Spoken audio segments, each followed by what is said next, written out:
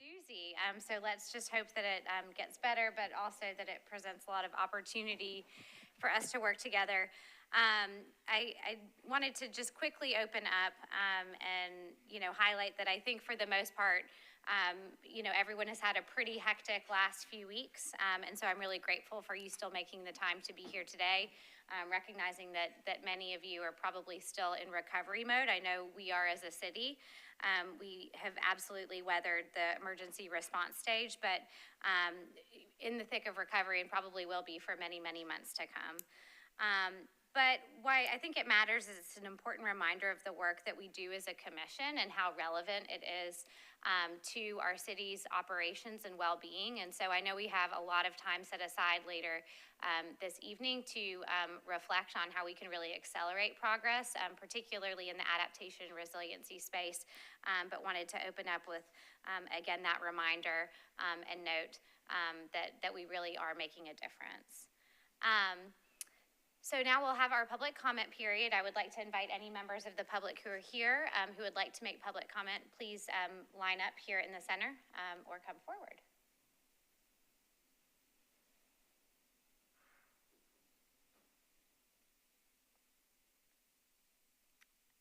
Okay, don't see any comments, and so we'll move on forward with our agenda. Just kind of a quick run through of what we'll be discussing this evening. We've got a great update from the innovation team. I'm really excited to introduce the rest of our team to you. I know you've heard from Robert before, but we've now fully rounded out our 3-person innovation team, and so really excited for Robert, Allison, and Omar to share updates on all the incredible work they've been doing in terms of data analysis and community engagement. And then the second half of our meeting will be spending talking a little bit about what we did experience as a city these past few weeks, but then how we can actually turn that into a positive and really accelerate our climate adaptation and resiliency work. And I know that as sort of a brainstorming item sent around that our climate adaptation and resiliency plan. So with that, I will turn it over to Robert and Allison and Omar and the innovation team to share with you all how they've been spending their time and what they're learning. Good afternoon, everyone. First and foremost, really excited to be here with you this evening. Just some updates from all the amazing work that the innovation team has been up to in the mayor's office. Before we jump into that, to Kendra's point, the last time I was here, it was just me, so I'm very excited to formally introduce the fully fleshed out innovation team. So we have Allison Hilgeman here with us, who serves as our civic designer, manages all of the various qualitative component parts of our work, community engagement activities as well. And we have Omar Ahmed, who serves as our data analytics manager, oversees all of the various quantitative components of our work. Collectively, we are just a small group of problem solvers in the mayor's office, helping to come up with solutions to deeply rooted, seemingly intractable community-based problems. Primary objective for our work right now is all about helping the city take bold local action to create cleaner, greener, more economically thriving communities with a focus on areas of the city that can use real improvements to things like health, infrastructure, economic outcomes, and opportunities. There's all sorts of tangible benefits, side benefits to the work, the process, the tools that we're using. Just wanted to highlight a couple of those items here at the bottom. So one, promoting trust in government. Allison has been out over the past several months talking to residents, not just in one-off conversations, but continuing conversations, building those relationships, trust in us, trust in our process. I think it's going to be really beneficial in terms of getting out towards impact. Secondly, similar to that, we've been working really hard to build relationships with local community-based organizations, key stakeholders and partners in the city that we can tap into for support for the work that we're doing, as well as a network that can be tapped into to help solve for other pressing challenges in the city. And then last but not least, this is a really amazing opportunity to really partner both Omar and Allison's expertise to maximize the impact we can have in community. I think the approach that we're taking to innovation work is a little bit different to what's typically done in the public sector. And so I think this is a really great test case for some of the things that we're trying. So that primary objective is a really broad umbrella. One of the things that we really had to do in the early days of this work was figure out a specific issue area that we wanted to focus in on and address. And there were a few different threads that we were trying to weave together to make that determination. So number one, I think we're always endeavoring to be rigorously data-driven, whether that was looking at the city's climate planning materials, local think tank reporting, publicly available data sources, just really wanted to get a good idea of sorts of issues that might be a good fit for sort of the work of the I team. Secondly, we're always endeavoring to make sure that the work that we're doing is in alignment with priorities within the mayor's office. I see that as being critically important to success, amplifying the message of the work that we're doing. Thirdly, the city had a lot of really great ideas in its application for the I-Team initiative that we didn't want to lose. So for example, this initial geographic focus area of North Nashville, Bordeaux, Antioch, Southeast Nashville, those were all components from the city's application that we kept. And then last but not least, we took on board feedback from key city staffers and CBO partners to help inform decision-making on this as well. And ultimately where we landed was energy bill affordability, which we know is a major growing issue in the Nashville area. It disproportionately impacts our historically disinvested lower-income communities. It's a large systemic challenge that mayor's office can't solve for alone. It's really going to take those partnerships with residents, with community-based organizations, with metro departments as well to really drive towards impact. It's an issue that's not just about personal finance. There are also clear ties to climate work as well. So we know climate change is exacerbating intensity and frequency of major storms, heat waves and cold snaps that all have an impact on both cost and consumption. And there's all sorts of things that we can do further downstream, clean energy investments that can be made that can make a difference, whether that's investment in energy efficiency or renewable energy that not only reduce costs, but also improve sort of the environment, conditions in the neighborhoods that we're looking to focus in on for the purposes of this work.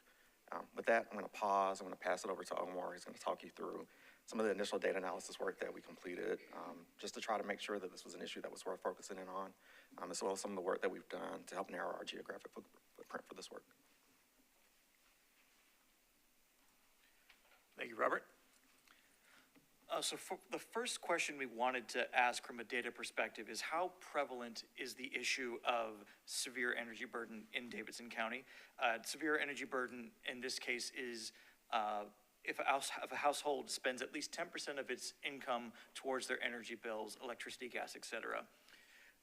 And with our initial focus areas of Bordeaux in orange, North Nashville in yellow, and Antioch/Southeast Nashville in red, we set out to calculate that number from lead data that was provided from the tools from the Department of Energy. And we can see a series of dots of varying size and varying shades of blue. The deeper the blue dot, the more raw number of households that have the severe energy burden issue. Whereas the size of the dot correlates to the greater percentage of households that have this issue. So the bigger and bluer the dot, the more prevalent the issue of severe energy burden is for that particular census tract. And while we see several of these big blue dots in our initial focus areas of Bordeaux, North Nashville, and Antioch, we also see pockets of severe energy burden in other surrounding areas in and around the city center, and as well as to the north and to the east as well. So then that prompts a different question. Could we create a model that accounts for all of the pockets of severe energy burden that we see within the city of Nashville? And we ultimately settled on a model that incorporated 6 elements that rolled up into one single digestible value that allowed us to be very targeted in what communities we felt would be best to have that engagement with. Those 6 variables range from, census data around the racial composition of a census tract, i.e. the non-white population of an area, whether or not a household has one single parent or one single breadwinner, whether or not they have access to a vehicle, because that speaks to social mobility, whether or not they are at or below 150% of the poverty threshold, as well as if they're housing burdened. That is, if they spend at least 30% of their housing costs, of their income on housing costs, as well as if they're a renter or not. The literature usually dictates, on average, that renters spend more on their energy bills than homeowners, just due to the overall less income being brought in for renters. And we rolled all of these 6 variables up into something called the Energy Impact Index. And that helped us answer the question of which communities do we need to reach out to start that engagement in the hopes of addressing energy burden in some tangible way. And with that, there's a map here that on the screen that helped us target the top 15 tracts that have that highest Energy Impact Index score. You'll see that our 3 initial target areas are accounted for in Bordeaux, North Nashville, especially the areas around TSU and Antioch. But we also see a lot of other pockets in and around the city center as well. Edge Hill is represented here, as well as Naples-Suticum, Case Home / Parkway Terrace, just across the Cumberland from the courthouse, as well as various pockets south and east of the Madison area. And with that, I'll hand it back to Robert to speak more to our team's human-centered design framework and the phase that we're currently in now.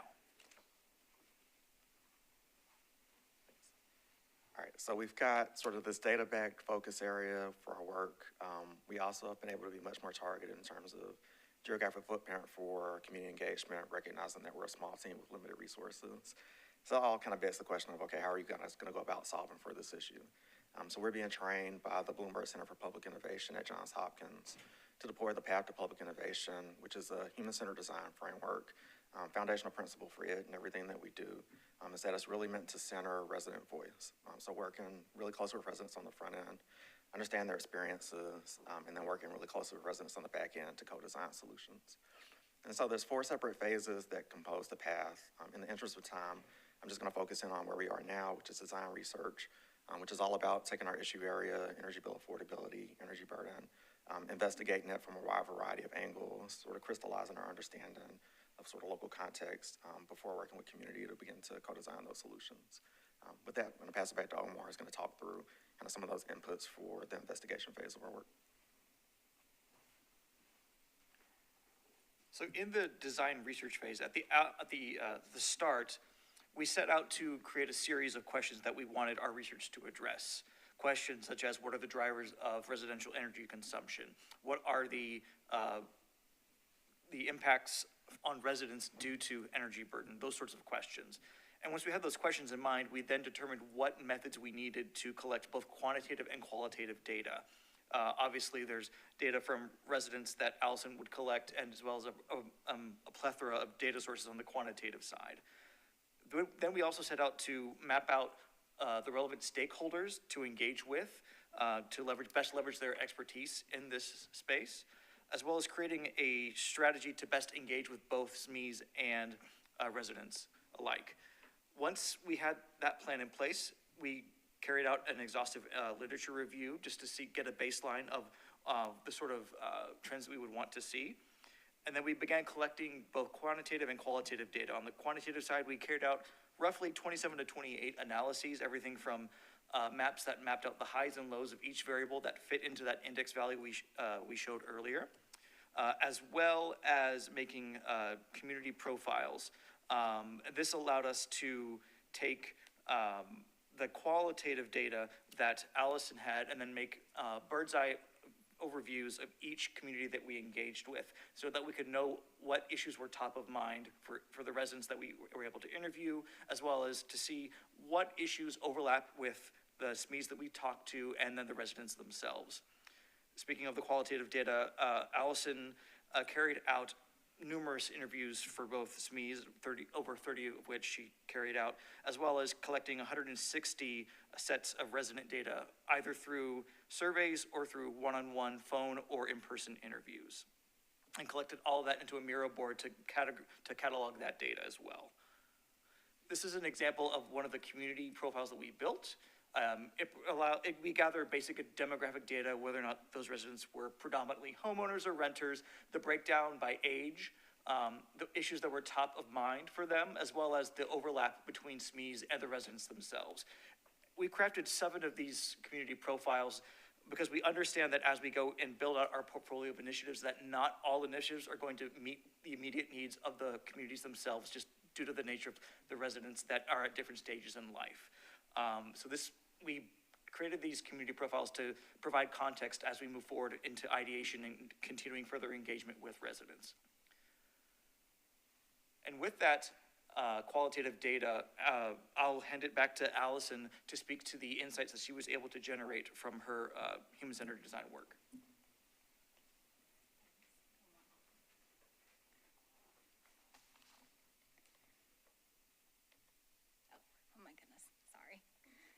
Okay, so after these analyses, we were able to generate our insights, which are really identifying those aha moments that allow us to gather a deep understanding of why are people behaving the way that they are. So next I'm gonna take you through our key takeaways, which include our insights. These are high-level roll-ups of what we found. We've done much more in-depth research, but This is our high-level overview of what they are. These are really rooted in resident voice. However, they do also take into account like the subject matter expert feedback that I got. So thank you for all of you who have participated. It means a lot. So we broke these insights and key takeaways into 3 categories. So number 1, really looking at what is the root cause of high resident energy consumption. 2, what is a resident's perception of the availability and awareness to these energy efficiency programming and supportive resources? And 3, what happens after the energy bill is paid? What is truly like impacting the residents and how is that impacting their daily life? So looking at this, we learned that living in an inefficient home is a more significant driver of high energy costs and behavioral choices in energy consumption patterns. The preliminary assumption was that resident behavior is what really drives that high energy use, but what we found is that actually 2/3 of those individuals interviewed go to extreme lengths to conserve energy. So an overwhelming amount of seniors that I interviewed, they either have a medical condition or they take medications that require specific indoor temperatures. However, they choose to forego those to save on their energy bill, resulting in extreme physical discomfort and even, unfortunately passing away because of choosing to live in those conditions, but just to do it to save money.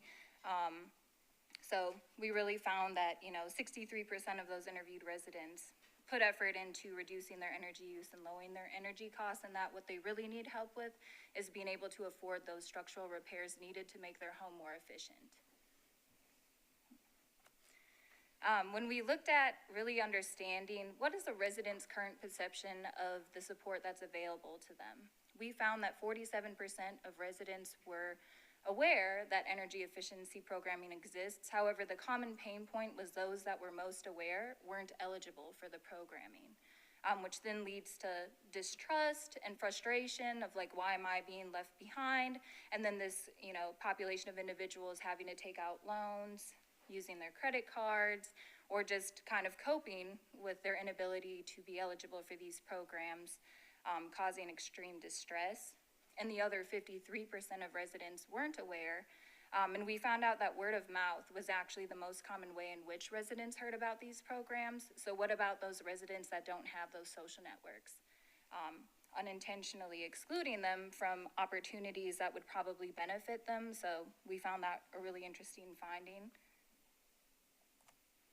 And then 3, kind of the impacts. So 2 in 5 interviewed residents experience trade-offs when trying to pay their energy bills. So something that we started to look into is, when it's presented in a data set, like this resident paid their bill, but is that really an indicator of being able to afford that and of success? Or is this actually a warning sign saying, what are they trading to be able to pay this energy bill?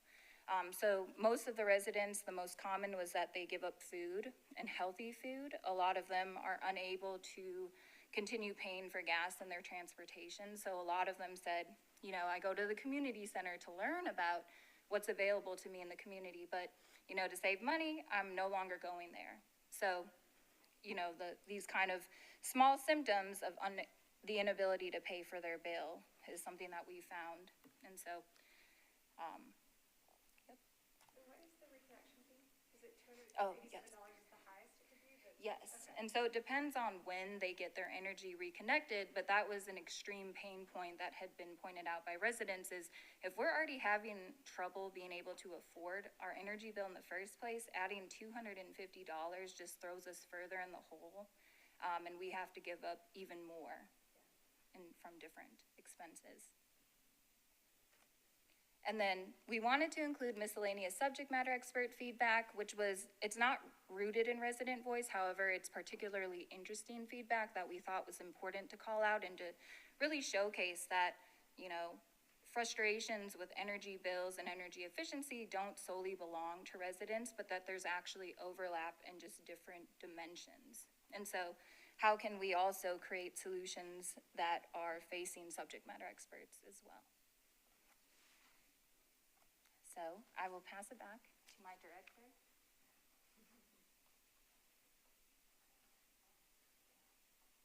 Okay, so there are 2 major steps left in the design research phase of our work. Those are ideation and prototyping.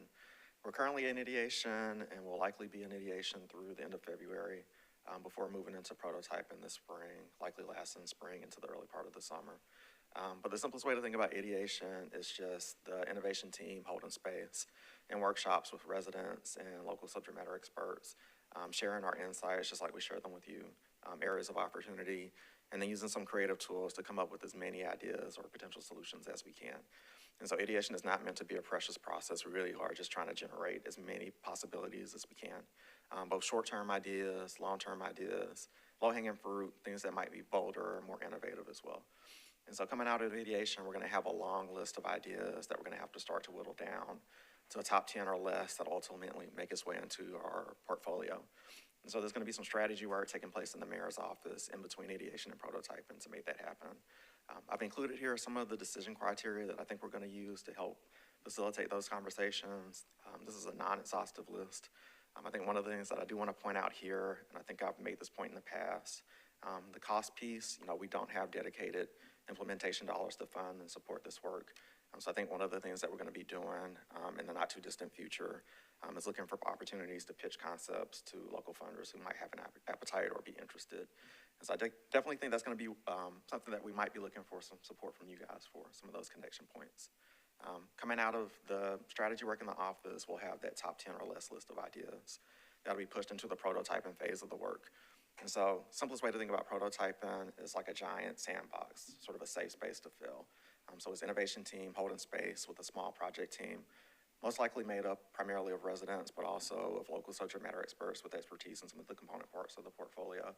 Really taking them from pen and paper all the way up to fully scaled out mock-ups. And again, pressure testing, inviting failure. The entire purpose of it is to iterate rapidly and make sure that we have a high degree of confidence about initiatives that we want to push out into the real world before dedicating, precious design, development, implementation dollars towards them. So with that, I'll pause and we'll take any questions you guys might have for us.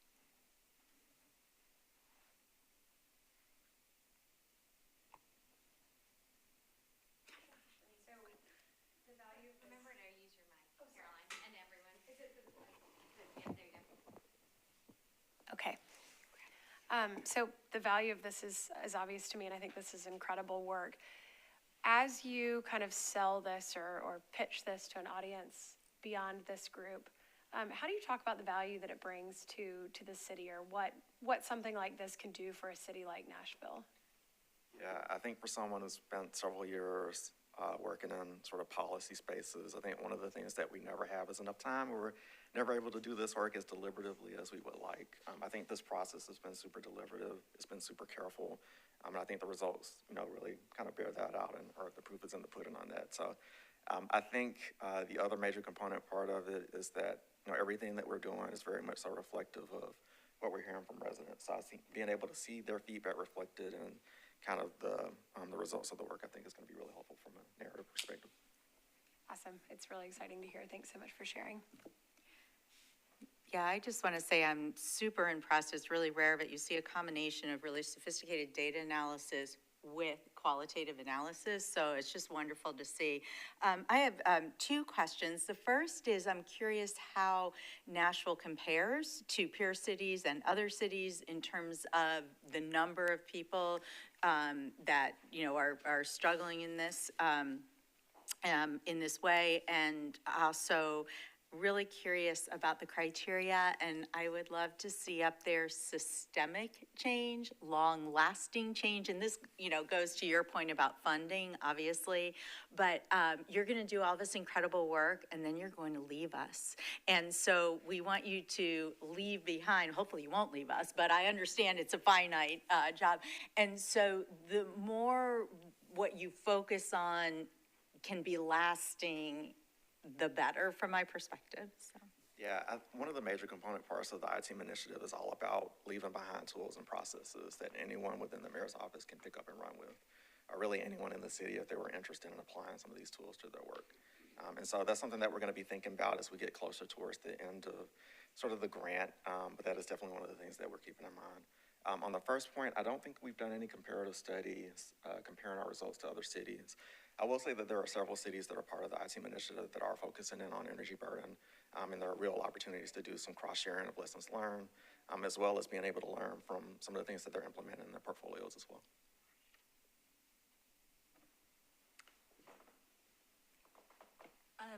Do you imagine that that any of the potential recommendations would be policy changes or legislative solutions, or do you think it'd be more city program? I think so. I definitely think those will be on the list of menu items. But again, some of that stuff might be a little bit more difficult to implement than some of the other things that might be on the list, and just have to be some really difficult decisions made on kind of where we direct our energy. Again, limited resources.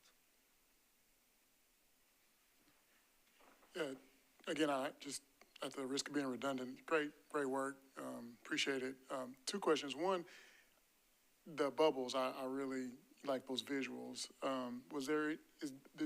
Do those bubbles consider home ownership in those bubbles? And the other question / comment is just kind of to Linda's point, is there anything that we can do as a body or our director do to not allow this to fall into just another policy wonk type thing and it doesn't actually hit the ground running? Thanks.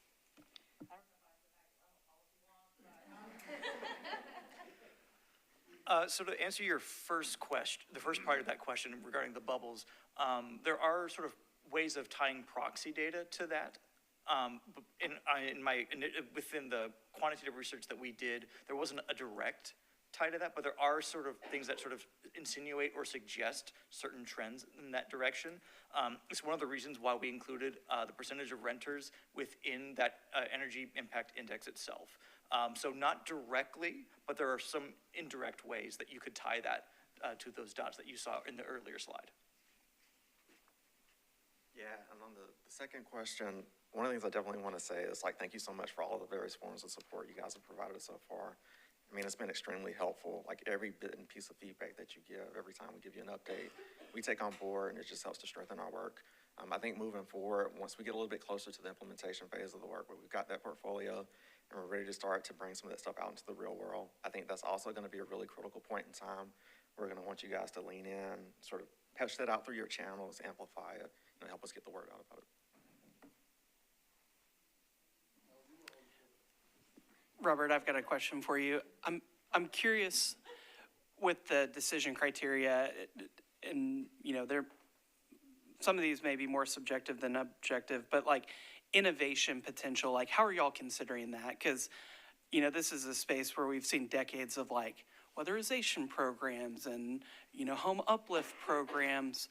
So how are you going to be evaluating concepts or solutions for innovation potential? Yeah. This is one of the things that we've been actually batting around in the background over the course of the last couple of days, is really kind of thinking through what this could look like in practice.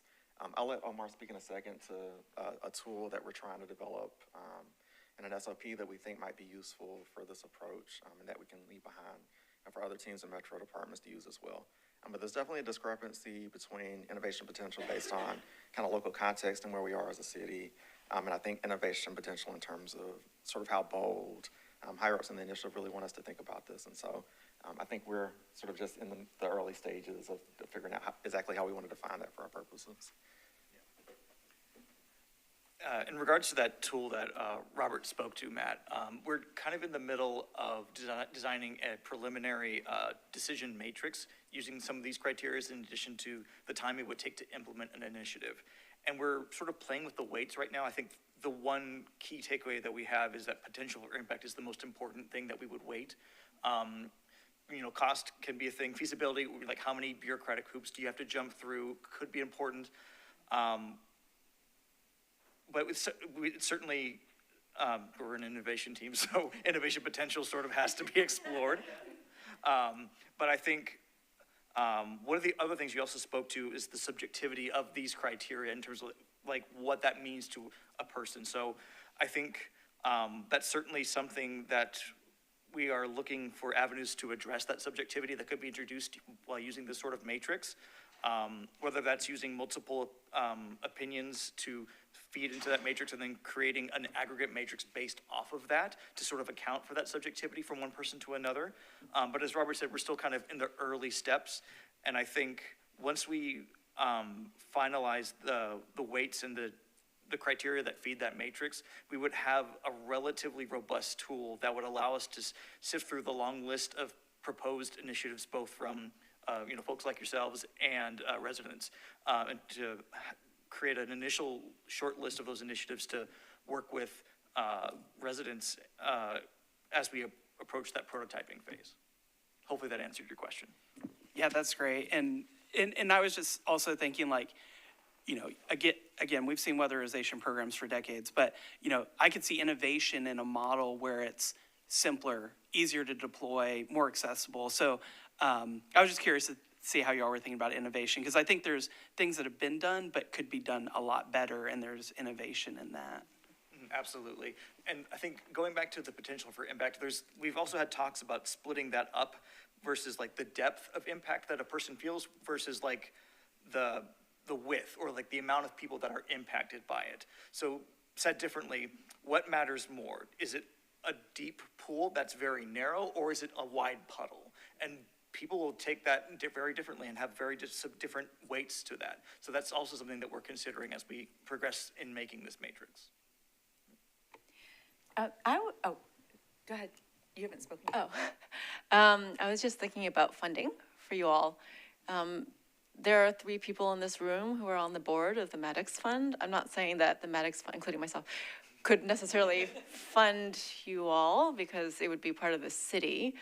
But this also lends itself to a question, which is in your prototyping and forward after that, what does your partnership model look like? Because somebody like Maddox could potentially fund a local partner that would be helping you implement this.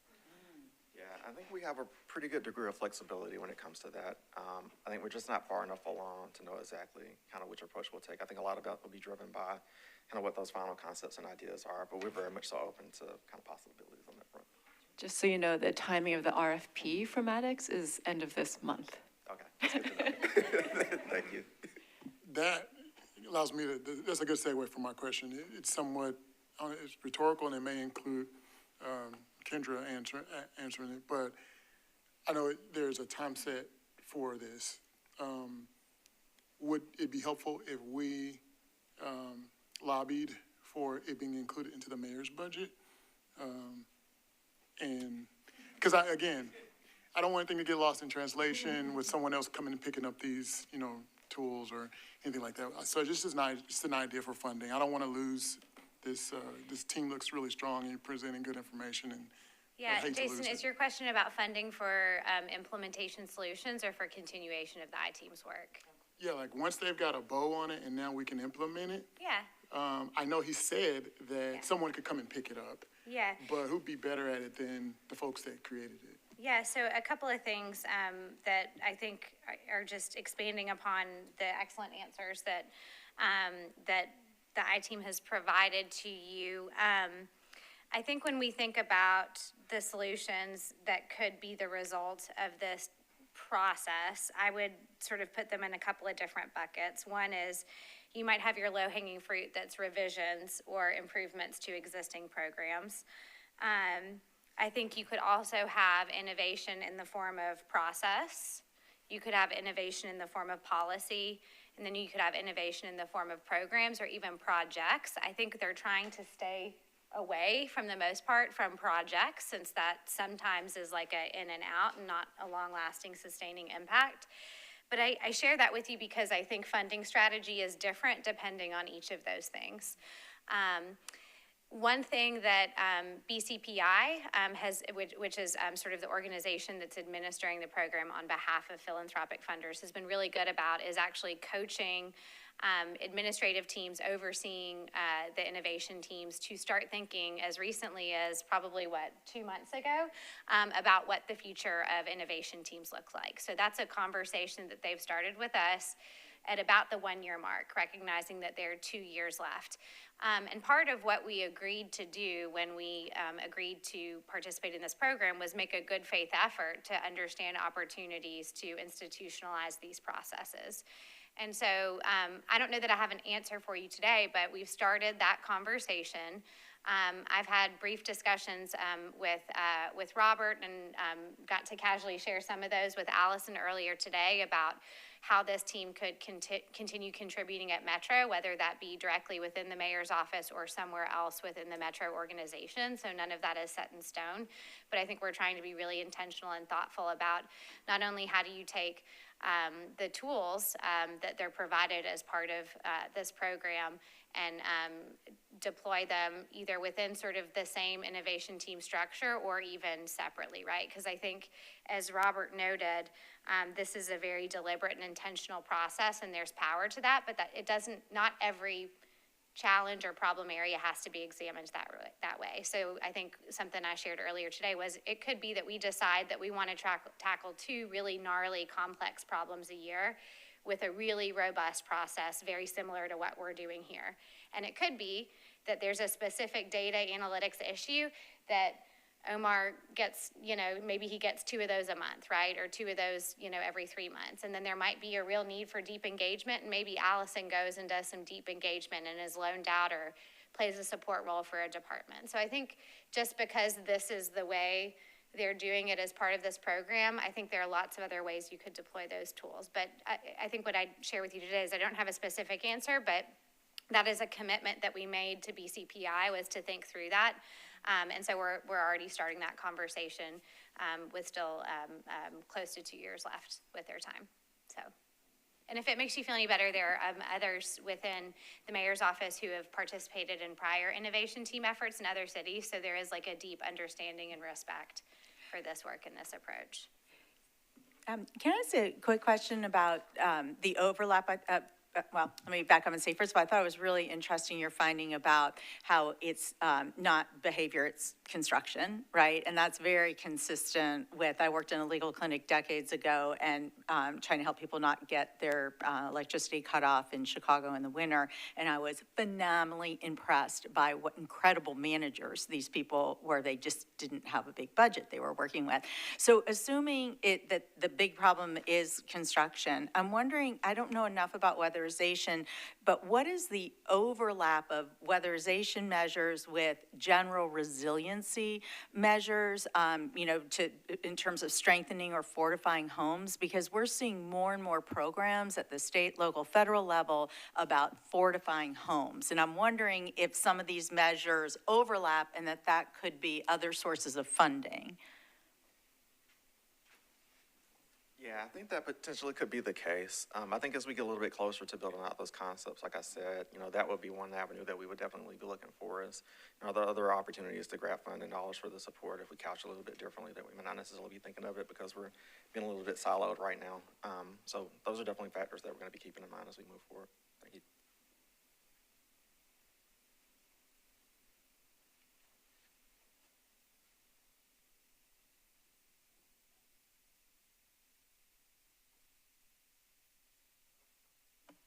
The final question is, when will we see you again?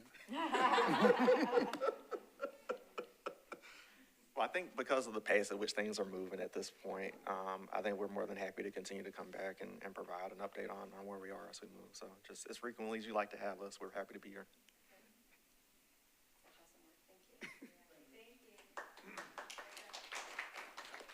Very deserving of a round of applause. In your slides, you'll see a bunch of appendix slides that goes into a lot more detail on analysis and just the work that this team has done. So I encourage you to look at those. If you have any questions, please shoot those over to the innovation team. I really want to, again, compliment the thoughtfulness of their work and the rigor of their process. I think it's also hard to have sort of multiple supervisors in this work, right? So there's an entire organizational structure at BCPI that is overseeing their work as well, in addition to the city. And so I'm really grateful for Robert, Allison, and Omar's ability to maintain relevance here locally, even to the point where, again, we used a lot of their skills to think about visualization of data associated with storm response last week, right? So that was like a very much a meeting the moment. How are we utilizing those skill sets in different ways that might be slightly outside the scope of the I-Team's work? But being able to do that while still sort of meeting expectations of philanthropic donors. And so that's really incredible. And I'm grateful for that. So next we'll transition to our discussion portion. As I mentioned when we first started, this has been a really significant and impactful event on our city. I'm grateful that we seem to sort of be starting our journey within the recovery space. But again, we'll have many months of recovery ahead of us before many families and many in our city feel like things are normal again. I want to try to keep our conversation today as productive and positive as possible and forward thinking. So thinking about how we use this opportunity and lessons that we've learned from this storm to help inform how we can accelerate adaptation work and resiliency work moving forward. There's a lot of great work that's ongoing that I think we can elevate. And then there's a lot of work that we haven't started yet that we probably need to turn our attention to. And so in advance of our conversation, I did send out a link to our climate adaptation resilience plan. If you didn't have a chance to look at it, that's okay. Ideas don't have to be constrained to what's included within that plan. It's a really dense plan.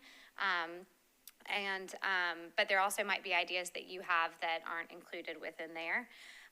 Before we do that, I'm going to call a little bit of an audible. I didn't necessarily plan to do this until I got an email from one of your fellow committee members who unfortunately wasn't able to join us tonight, but she emailed me last night and she said, hey, in order to really have a productive conversation, it would be really helpful if you could give us kind of a quick overview of what you guys are already doing in this space. And so I don't have slides to share with you today, but I have created a great list that I'm not going to talk all the way through because as I sat there and I started writing down everything we're doing in this space, it's really, really impressive. And so what I'll share with you today are, I think, different categories of types of resiliency activities. Some of them are specific to this storm. Some are more sort of evergreen, ongoing activities. And this is by no means exhaustive. But wanted to share that with you in the spirit of giving you a little bit of flavor as to what we're already doing today, since that isn't necessarily perfectly represented in any documentation that we have. So I'll kind of first start with activities that are pretty standard in the emergency management space. And you're seeing these conversations really start in earnest, and that's after action reviews. And so as it relates to this particular storm and event, there have been a couple of things that have been announced kind of above and beyond the standard after action reviews that departments or agencies or governments typically engage in. The first is Mayor O'Connell has issued an executive order to establish a commission that will be evaluating Nashville Electric Services and Metro Nashville's response to this storm. So that's a commission. We're in the process of trying to identify candidates for that commission. They will be announced, and then their first meeting will come shortly thereafter. I believe they have an expectation to produce initial findings 6 months after they're formed, with a final report shortly thereafter. And so again, holding ourselves as a government to a high standard, but then also responding to, I think, the acknowledgement that that there's opportunity for our utility partners to also perform better in the future.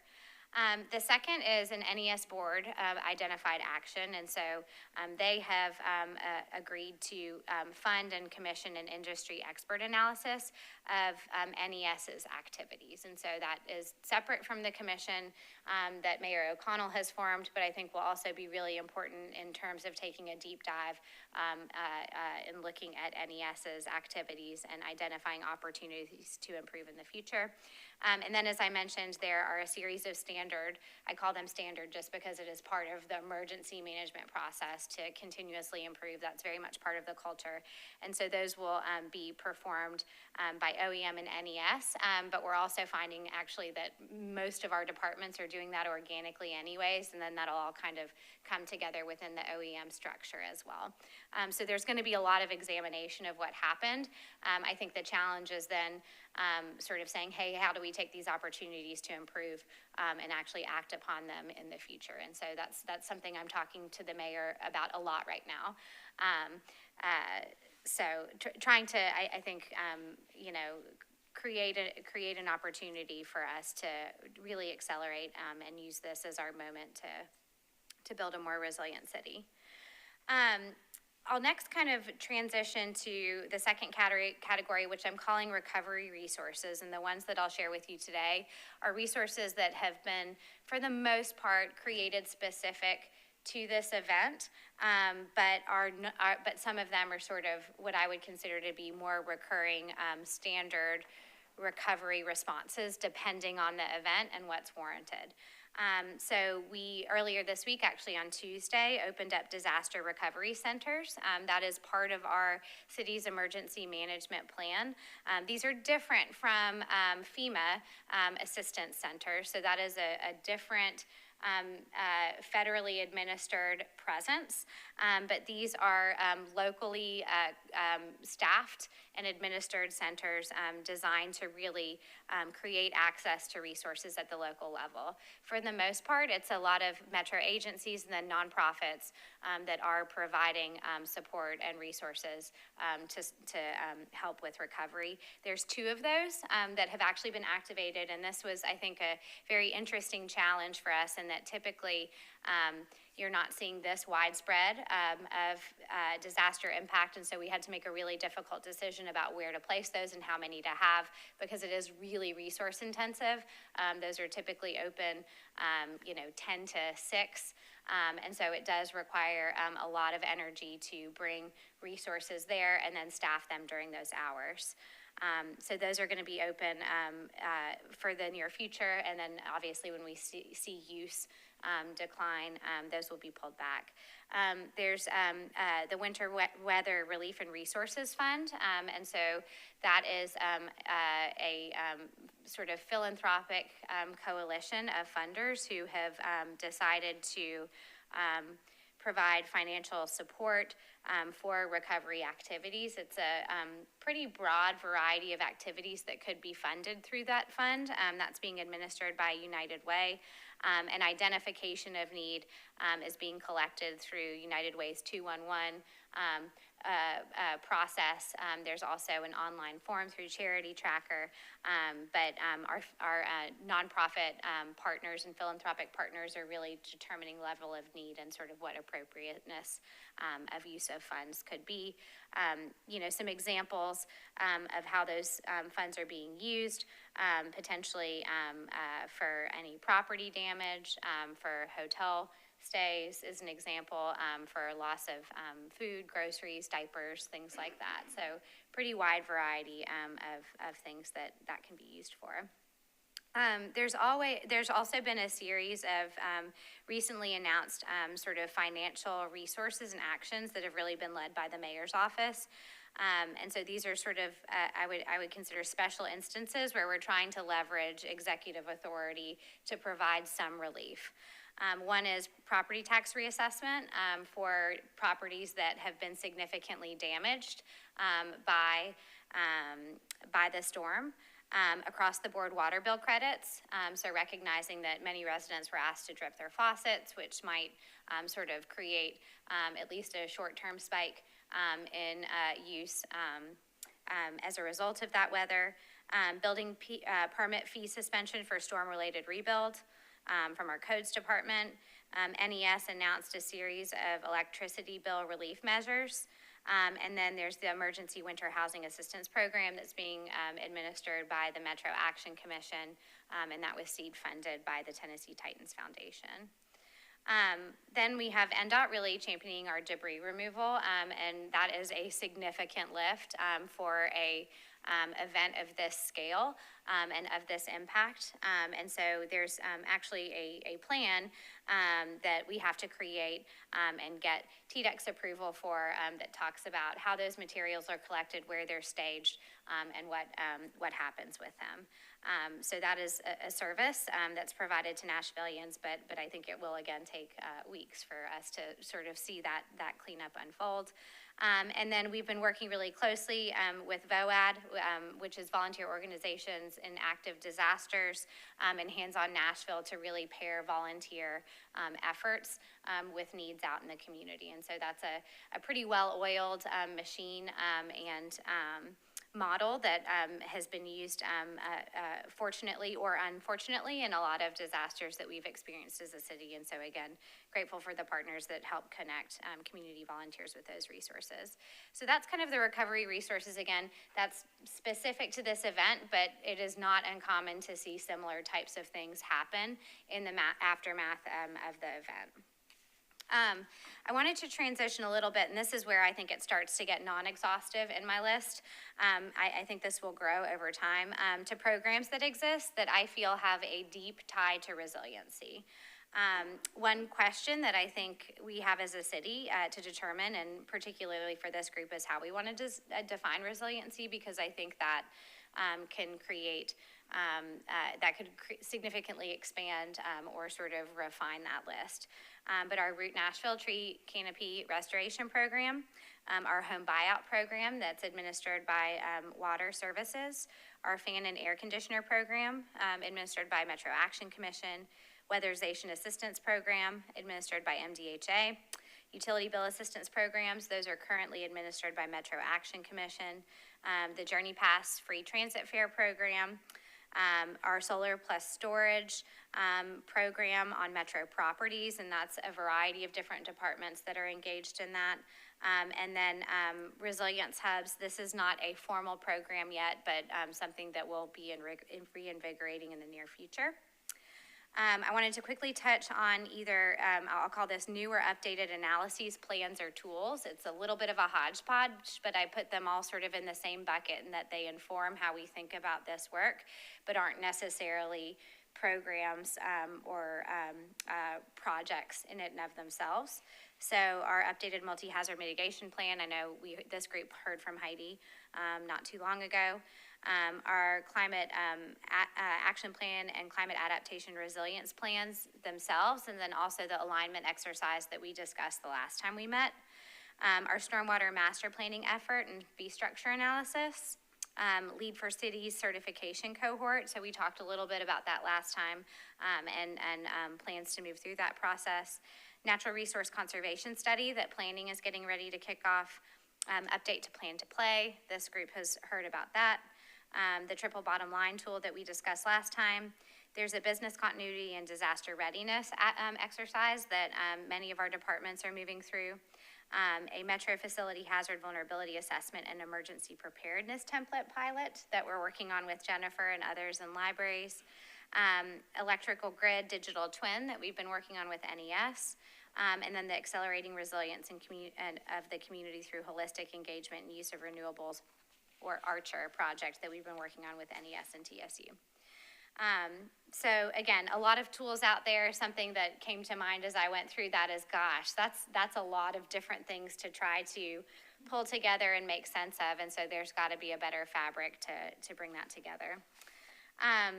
I have a relatively short policy list here, and this is one that I think will grow over time, but we've got a fund balance policy, which is primarily for fiscal resiliency, that was implemented a few years ago for the city. We recently updated our building codes. We have tree density requirements on our properties, and then we have the Green and Complete Streets executive order that NDOT is responsible for overseeing. There's a lot of exploring of underground utilities that's being discussed right now. So obviously, we're talking about that with the Choose How You Move All Access corridors. That is also an active discussion along the East Bank. And obviously, that's a really significant swath and district that's undergoing redevelopment. And so undergrounding utilities is a little bit simpler of a conversation there than I would say it is in most neighborhoods, but it's ongoing there. There's a co-location pilot project that's being pursued on a portion of Jefferson Street, so co-location of water and electrical infrastructure. And then NES did announce plans to do a system-wide study of costs and benefits and feasibility of undergrounding. And then I'll close us out with just a discussion on some multi-departmental either working or implementation groups. So we do have a climate working group that currently meets every other month. It's got representation from most of the departments that have either come before you or some of the topics that we discussed in here. We are standing up a heat mitigation task force this spring that will talk about that topic in particular. And then we have a really active health and all policies group that is championed by our health department that has a lot of really nice overlaps with climate work and resiliency work. So again, that's not intended to be exhaustive, but, and again, my focus in prepping that list was more on resiliency, not more traditional sustainability. So that would be a completely separate set of topics. So now I'd like to turn it over to you guys and hear some feedback from you about, again, how we can really accelerate this work moving forward. I've got a question for you, Kendra. Yeah. And I cannot remember sort of the current status of the hazard mitigation grant program, but what is like Nashville's approach to that look like? Are you all like already starting to think about what projects you may want to, if that funding is made available at some point in the future, like Which grant, do you mind repeating which granting the program? hazard mitigation grant program? It's yeah. usually made available post presidentially declared disaster. And it's, to fund active resilience projects. So like, do y'all have a process for how you consider what projects you may try to push through to access that funding? Just curious. Yeah, to my knowledge, it's not a super structured process. I imagine it would be a series of convenings amongst departments that might have projects that would want to be funded through that funding. Depending on the actual restrictions of the funding, because I've seen this come through in a couple of cases, I think the challenge with this one is that it's not going to be geographically restricted in the same way sometimes trying to pair impact of a disaster with hazard mitigation projects is. And so I'd like to think that we might be looking at how we can choose projects that would have countywide impact.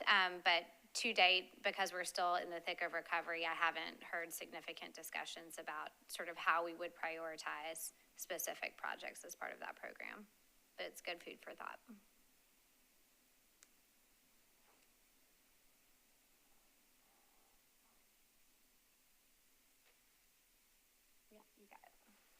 Nailed it.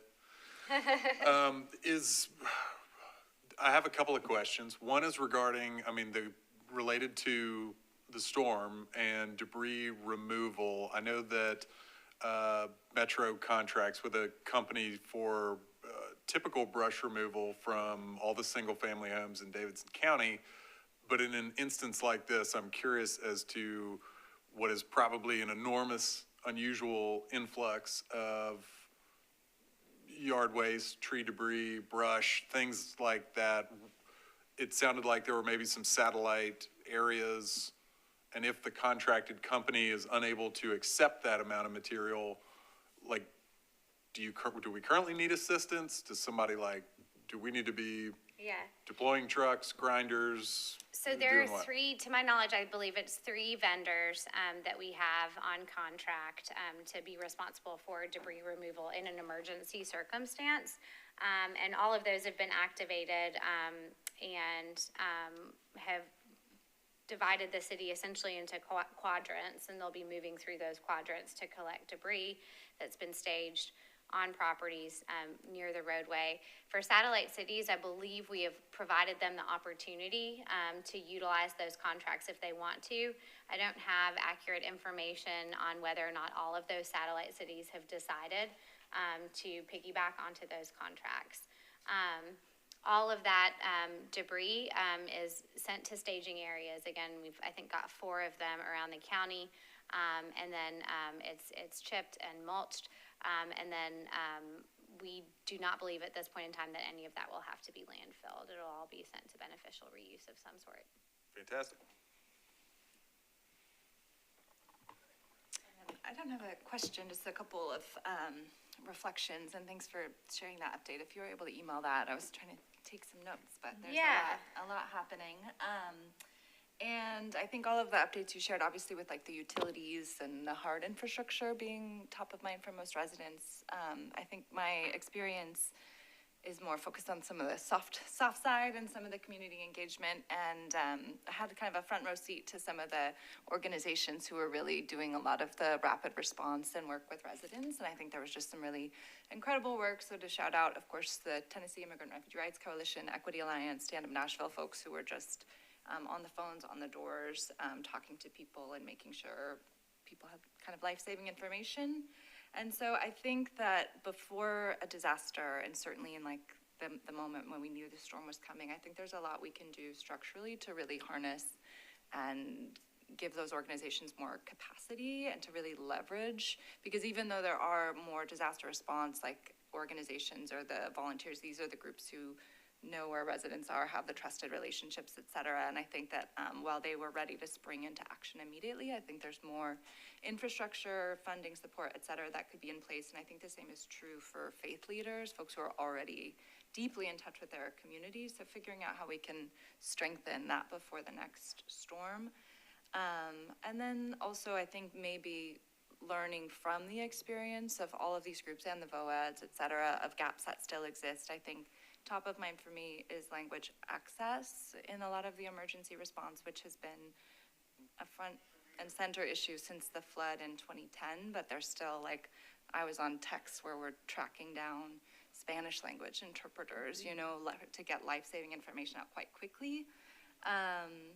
And I think the last thing I'll say is I appreciate this conversation and hope we can continue it, because I think not only with the potential for federal funds to flow in response to this storm, I think in the city there's a lot of political will for resilience, and Kendra, your office especially, has been driving this for a long time and working so hard on it and trying to build support in the plan. Like reviewing it this morning, there's so many really incredible ideas and needs identified that we don't need to recreate the wheel. You've done extraordinary work. And so just using this moment and all of our collective sort of resources and relationships to move some of them forward. That's great feedback. Stephanie, go ahead. I wanted to follow up on your political will comment, because I think that's just really important. I mean, the history of environmental protection is that if you can't see it or smell it, it's really hard to get public support, right? A river has to catch on fire, but biodiversity loss or climate change are really difficult. And, you know, walking around the neighborhoods and seeing the destruction is really impacting people. Like it's visceral, right? And you see the trees down, and it's a mess, and it's sad. And so, you know, looking at the plan, you know, it seems like a really great time to perhaps focus on the protect and preserve nature for future generations. And I don't know what that exactly looks like, but if, you know, how those would get funded and prioritized. But it seems like, you know, throughout the CARP, there are references to public education. And this is like that moment, right? I mean, this is horrible, but people have gotten educated very quickly, right, about the need to have more trees and to have green infrastructure. And, you know, so I just think I wanted to follow up on that point, because I think it's really important.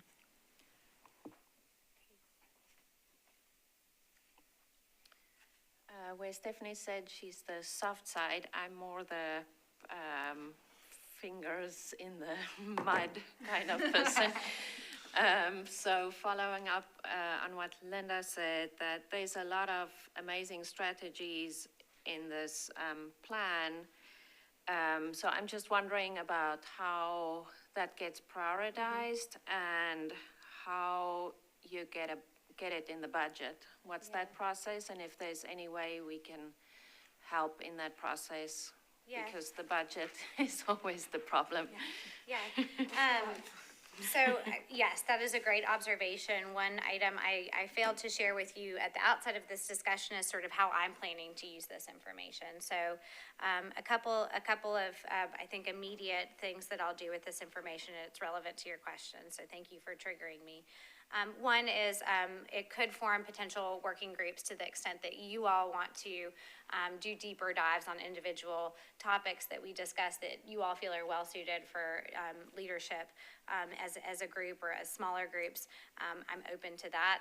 I mentioned that we have several interdisciplinary and multi-departmental working groups within Metro that touch these topics, and so it could be that some of these are really well suited to transition to them. Some of these could be transitioned to specific departments if it's something that's sort of wholly contained within a unit there. And then the other thing I've been asked to do is prepare some recommendations for the mayor. And so I share that with you in that I am planning to make some recommendations to the mayor to the extent that if there is a budgetary impact with that, I will try to include that within my recommendation. In terms of feasibility of sort of getting things included in the budget, I think it depends on magnitude. It depends on whether it's an operating cost or a capital cost. So those are sort of two different processes that we work through. We're actually currently doing the operating budget proposal and process. And then I think it also depends on, again, feasibility of something to be absorbed by a department. So historically, when we have seen sustainability and resiliency work done, it's typically been something that's been absorbed by a department. I would say the exceptions recently where we've seen that have been sort of with our solar work, where that was sort of carved out as a specific item in a capital spending plan. And so this probably doesn't feel like a sufficient answer for you, but I think it really depends on the item. So if it's a low-hanging fruit item, I don't see any issue, or if it's something that can be absorbed within an existing budget, I don't see an issue. But there might be some some more significant capital items that we want to elevate for a future capital spending plan. So. Kendra, you didn't mention the business community. Mm-hmm. I'm sure they're stepping up in some ways, so. So we've seen the business community step up, at least I have seen the business community step up in terms of contributing to winter financial resources, to winter storm response funds. I still feel where we are in recovery, I don't know that people have had a lot of thoughtful discussions yet about sort of what the next phase of longer term, I would say two things. There's still a much longer term recovery conversation. I'm looking at Cesar because you probably know this, but I think they typically say that the duration of that event, sort of the short-term recovery needs are like a multiple of 3 of those. So it's like a month, and then like the long tail of recovery is like a multiple of 3 of that. So I've heard even some estimates that like recovery for people who were severely impacted by this, in this case, could be 9 to 12 to even longer months. And so I share that with you to say that I think there's a very real conversation for continued business investment in recovery, both short and long term. And I don't even think the long-term recovery conversation has really happened. But there's also a very real conversation for what does partnership for like preparing for the next one look like. And candidly, I don't think we've been there yet. But I think if there's a specific something that we should be teeing up, that would be really meaningful to come from this group. Cesar, am I flubbing? You had the right on target, yeah. Okay. And that was gonna be my question about the time frame and timeline, because there's key moments where these kind of conversations can really tip the scale when it comes to recovery and long-term, teeing up long-term recovery. So as you think about those action items, teeing them up in the right sequence would be critical, I think, to get the right buy-in.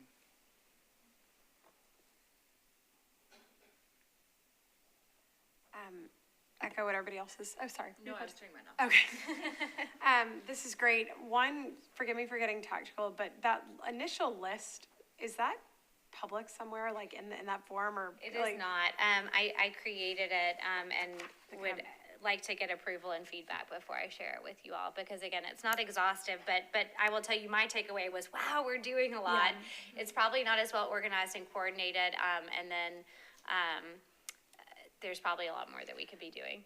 In terms of the portion, like the kind of initial part about disaster recovery centers and winter weather relief, is that, I actually, There actually getting really is a technical, section kind of on the thinking of website. directing people to that. Yeah. Okay. If you go to, I think if you just go to, it's nashville.gov/winter storm response. I think there's a listing of FAQs, and then it's got, it doesn't have the after action reviews, obviously, but it's got recovery resources listed. Or if you just Googled recovery resources Metro Nashville, you would probably find it. Perfect. So there is a landing page for that. Great, that's super tactical, Yeah. but I was thinking of specific people Yeah, that want to yeah. direct them to. And oh, go on ahead, I'm sorry. No, go ahead. So maybe moving on, something you said that I thought was interesting, and I think is probably beyond the immediate recovery, but you said, defining what resiliency means to the city of Nashville, and I think particularly in light of this disaster, and then I don't know if this will affect kind of our hazards index or not, but taking into consideration the data.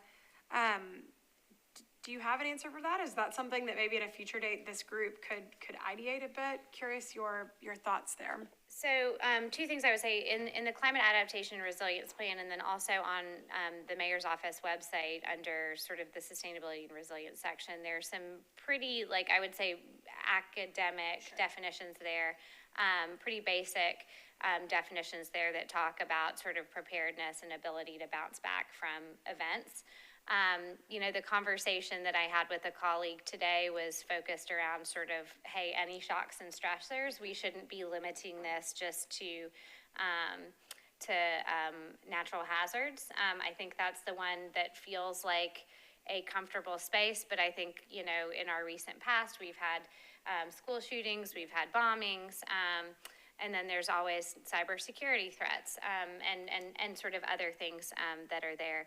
But I think how we think about, and then when you look at adaptation strategies, there's a subset of those that are just good across the board, and they're going to help prepare you for any of those events. But then there are some that are specific to different types of events. And so I would encourage us to think broadly. I think, Stephanie, you brought up a good question about sort of soft infrastructure and systems.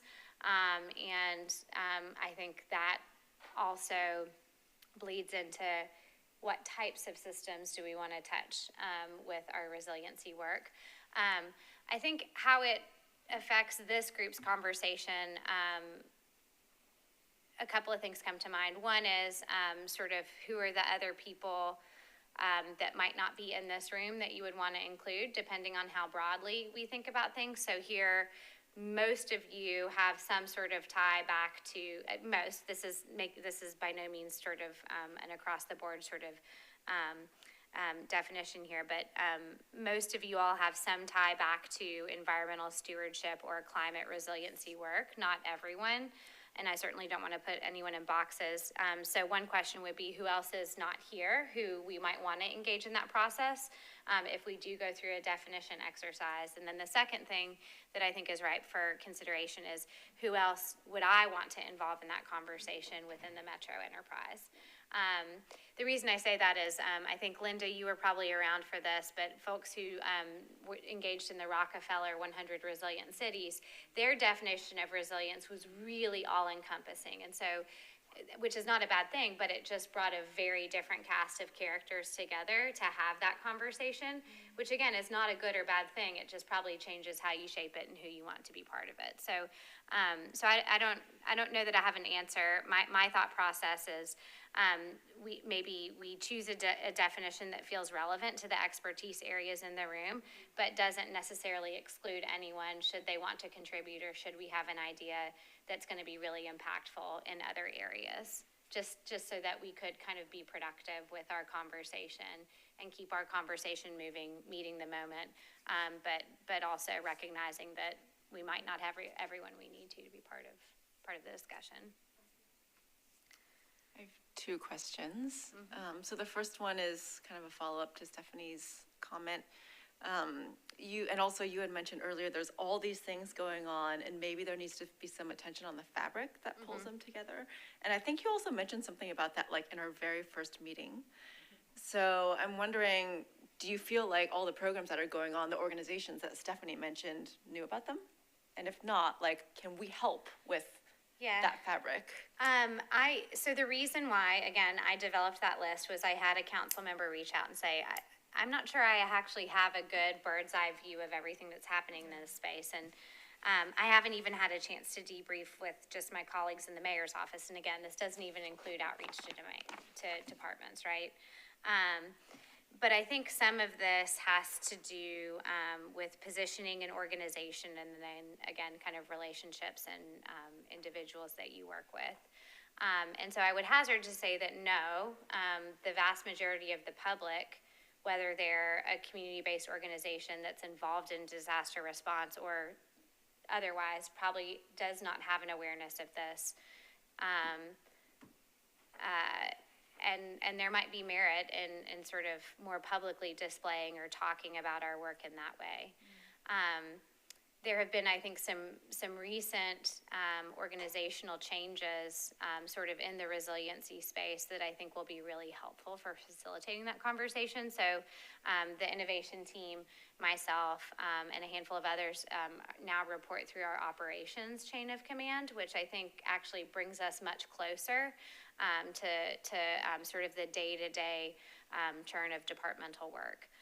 And so I think that's going to be really powerful and fruitful as we continue this work. Is there just kind of tangent question? Is there a comms department within the mayor's office? There's okay. a communications director and staff supporting communications. Okay. So. Great. So my second question was about energy resiliency. So I saw there was a part of that in the CARP, and I'm just wondering if what's going on now with NES and your list, whether that changes the priorities in the CARP at all to focus more on clean energy, distributed energy, just energy resiliency. As recently as yesterday, Robert and I had a conversation about sort of the need to really amplify solar plus storage, virtual power plants, things like that, and try to see if, given the most recent event that we had, whether or not there's greater appetite or energy, no pun intended, surrounding those solutions. I do think it will change sort of the way we view the benefits of it. I don't think it will change the costs of it. And so I would say that's still probably a very significant factor in considering ability to proceed. But again, we're trying to work philanthropic partners. We'll have conversations about needs for capital investment. And then I do think NES is very serious about exploring a variety of different grid hardening strategies. So obviously I can't speak for them, but it sort of ran the gamut between sort of more innovative technologies, proven technologies that maybe they're just not deploying at scale today, but then things even sort of like how you're designing transmission systems and spacing your poles and materials that you're using. So I think we're going to see a really interesting set of recommendations come out of their work. So. Got two things, but Jeff has his mic on. I don't know if he has something. No, okay. Don't have the perfect words, but at heart, I'm just wanting information. Two questions. One, you can correct me if I'm wrong, but my overall, just as a person that was here in '94, much younger, but but I can remember, this felt much bigger than that. So I am thinking about communication. And, like I said before, I posted, there was no social media back then. But my estimation is this is much bigger, and the recovery time as far as power being delivered was shorter or the same. I don't know if I'm right about that or not for sure, but I just think that we have a much more negative public response, people take it. So that said, my question one is, because the mayor mentioned his meeting, he pulled NES in and said, and found out, this is the mayor's words, they didn't have the proper way to respond or communicate a crisis or respond to a crisis. Yeah. So do we not have a liaison within the mayor's office to NES to come? Again, I need to be corrected if I'm wrong, I'm just pushing out what I've heard. That other sister cities or comparable cities engaged with lot more linemen in advance of the storm. And I'm thinking if there was a liaison, then that person could have been talking to the mayor saying, I don't know if they're ready for what's coming. If that's true, don't know if it's true. So could you speak to that a little bit? And then the second one is, in the same vein that the mayor kind of pressed NES to post like zip codes and when the power was coming on in those zip codes, I'm thinking about that in the vein of debris removal, because I see that this is going to be large and widespread, and if it's going to happen within the next month or so, I think that's fine. But my pea brain doesn't think it's going to happen within the next month, and then you're going to get another run on communication where where's the trucks? Are they going to the wealthy communities first, and they're not coming to my community? So I think there should be a rollout of here's the zip code, here's the region, and this is when we think we're going to get to your debris. Okay. Yeah. That's super helpful feedback. I'll pass that along to the team of folks managing debris removal. I don't know that I have additional sort of information to share about sort of specific schedules for debris removal right now, but I'll look into it and get some answers at a minimum, share those suggestions. In terms of NES liaisons, I think they do have a staff person who has a responsibility for communications. And then they do have an intergovernmental affairs position whose job it is to coordinate with elected officials, including council members. And so I think, I'll be clear, I think we all identified opportunities to communicate better.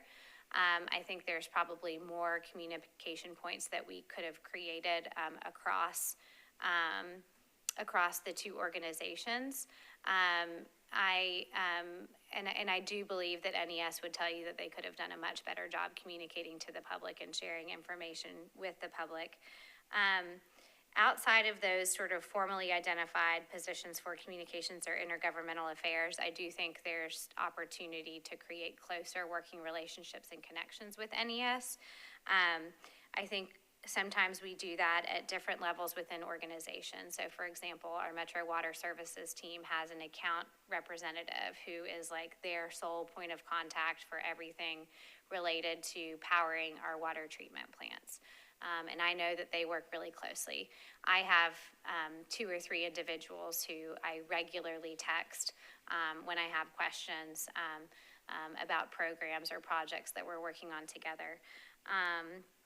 I think that probably is true for several other individuals throughout the organization. And so I think something that we all identified is, first of all, how are we using the Emergency Operations Center? So when there are disasters, you activate your Emergency Operations Center. The model there is essentially all information goes in and out of the same organization, and that's a fairly structured process. I'm looking at both Matt and Cesar because I know they deeply understand this. Matt understands how this works at the state level, so their emergency support functions and specific coordination roles and responsibilities that departments have. And when they're activated, you're essentially all in a room. I think something that is a little complicated about the NES and Metro situation is NES also has sort of its own operations center as well, where they're literally controlling the grid. And so I think a question that we'll continue to unpack is, do you have the right people in the EOC, in the Metro EOC? Is there value in having Metro staff in the operations center? And we saw some co-location start to happen later on as restoration occurred. And again, what's the right level of person there? Do you want sort of a frontline worker there? Do you want a supervisor of the frontline workers? Do you want a director level? Do you want an executive level? And again, I think the answer is really dependent on a couple of different things, right? So I think a lot of lessons learned about co-location of staff and having access to staff and sharing of information. What that also makes a challenge for, though, is when you're in a moment, and I've shared this information, this perspective or observation of mine with a lot of people, a lot of my colleagues, is the way you operate in an emergency is very different than how you operate during blue skies. And so there's probably opportunities to use your blue sky relationships in a more intentional way, but you want to do that in a way that isn't going to upset your EOC and formally designated responsibilities. And so I share that with you to say that I think we have observed some of that happening. I do know that NES is working and has committed to kind of having a more robust crisis communications plan. I have to give them credit for power restoration. They did a really great job of that in a really significant event, but the communications was really lacking. So I know that'll be a focal area. You asked about sort of comparison to other storms, and I don't have a lot of information specifically, but I'm happy to track it down for 1994 relative to now. I was here in 94, I remember it as well. What I can tell you is I think I don't want to call it a storm of reference, but kind of the reference storm that I've heard NES discuss is the derecho, where I think at its peak there were over 200,000 customers without power. I think it's not a perfect comparison, though, because the events were really different. The derecho didn't have as broad of impact across the county, and then it obviously didn't have the same impact on the equipment and systems. But what I have heard is that the derecho, even though you had sort of similar outage numbers, this storm, Winter Storm Fern, required, I want to say it was 3 times the number of contract workers to come in, and then I think it caused 4 times the amount of financial damage on the system based on damage assessments. So I share that with you. Again, I know that's not an exact comparison to 94, but it is a comparison to a recent event that saw similar outages. And then timeline for restoration, I think with the derecho, it may have actually been even a little bit longer than this to get power back to all customers. Of course, in that specific circumstance, you may have had more significant damage in a particular location. Not as widespread, though. I would just encourage, to your point, get the information out there about how many poles went down, how many trees went down, because people are frustrated, they get scared, and I think if you give them context for why it's taking so long, getting those numbers out there, I think, would just do so much work for all of us, right? And really help with people's approach to this problem. Yeah. Agree.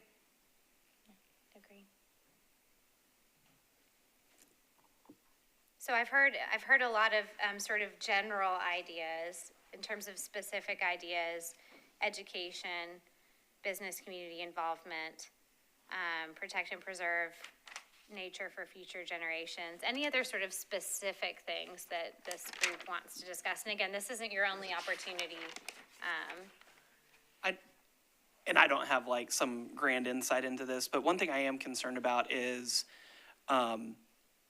tree canopy loss, even not considering, in utility right away, because I know that's going to be an issue, but and how that's going to exacerbate urban heat island effect in Nashville. And so what is going to be our approach to identifying the areas in town where canopy loss was most significant?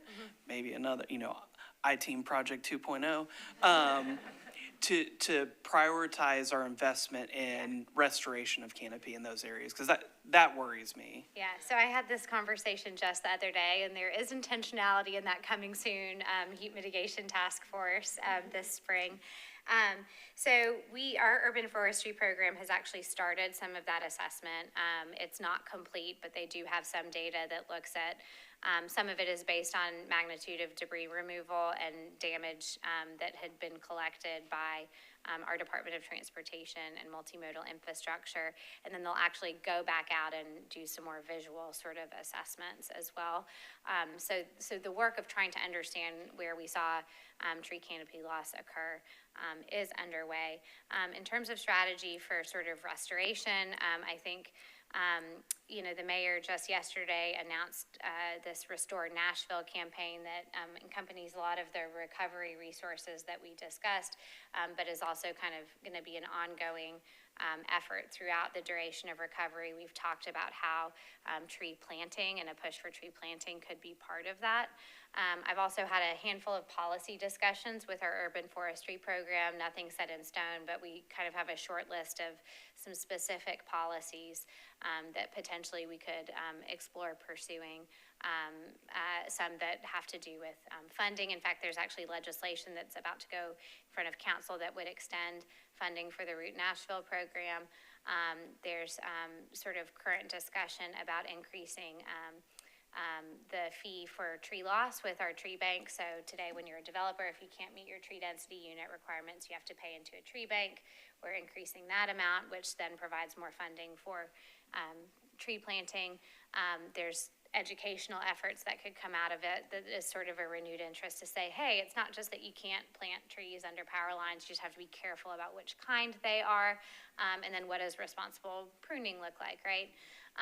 But it also could be more robust, are you looking at sort of not just incentives for tree planting, but also sort of regulatory structures for that as well. So I don't have a specific thing, but there is a short list of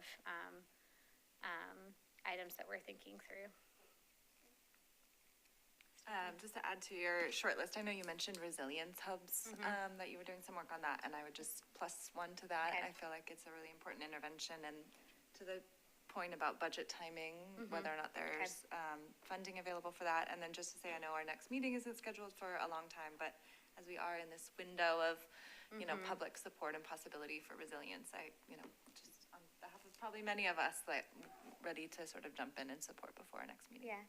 And something that I'm happy to do is, even though we don't have a meeting scheduled, I mentioned sharing recommendations with the mayor.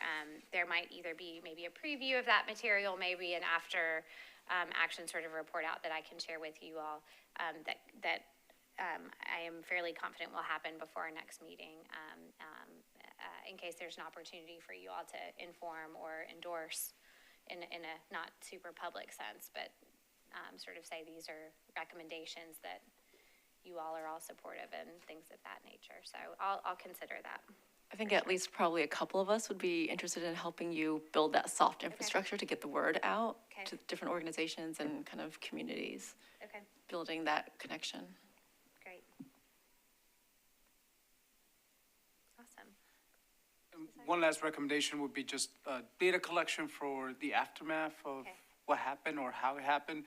Mostly sort of lessons learned so that we can identify pinpoints, pressure points where system failures happen or success happen, and anything we can quantify so that teams like the innovation team can backtrack and then model this forward for other events. So just putting that out there, Love that. Great. Yes. Are you guys familiar with Tennessee Immigrant and Refugee Rights Coalition? Yeah. Okay. I did some volunteering with them, door knocking, and they have some great, it was very makeshift and like hodgepodge, but I learned a lot about like winter storm recovery and what resources people need and stuff. So it'd be great to talk with them if you haven't already. Wonderful. I appreciate that. Yeah. And since we're here, the don'ts as well, like that's something like kerosene heaters inside of the house or the generator inside of the house. Like in the event, like I put in, solar and storage, I was telling Linda about it, and my customers, they had about a day or so of storage in their batteries beyond when their power went out. But then this lasted days, so even their power went out. and then the skies were gray, so there was no chance for the solar to come and fill back in. So all of us still need to know what are the don'ts? Yeah. You know, just don't do this, you know? Or what are the things that can help bridge you to another day or so, you know? Those kind of things I think would be super helpful. Great.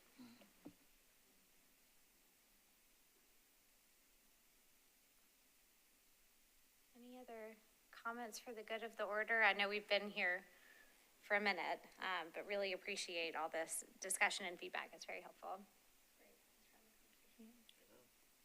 Okay.